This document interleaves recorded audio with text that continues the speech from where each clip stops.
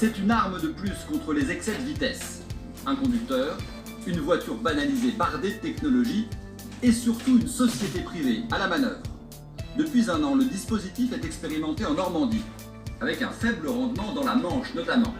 Selon le préfet du département, 1760 infractions relevées en 6 mois, soit moins de 10 par jour. Rien d'anormal pour les représentants de l'État.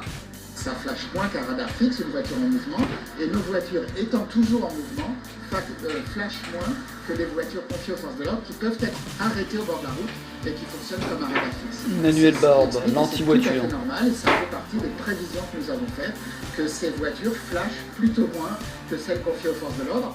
Jusqu'à présent, les radars embarqués étaient gérés par des policiers et des gendarmes, 2 par voiture. Mais dans la version expérimentale, un seul chauffeur et 2 outils. Un radar pour contrôler les véhicules et un autre pour scanner les panneaux de signalisation selon les tronçons. Cette nouveauté technique serait à l'origine du moindre rendement de ces équipements. La preuve pour ces détracteurs que la technologie ne sert pas la sécurité routière.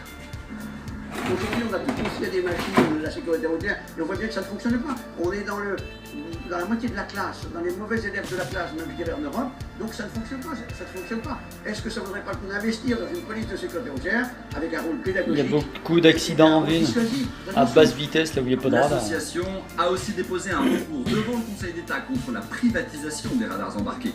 Mais officiellement, ce dispositif doit toujours être généralisé à toute la France. Autre nouveauté du jour, cette annonce choc du ministre des Comptes publics, Gérald Darmanin. Pour faire des économies, il veut envoyer 3000 agents des finances publiques en zone rurale.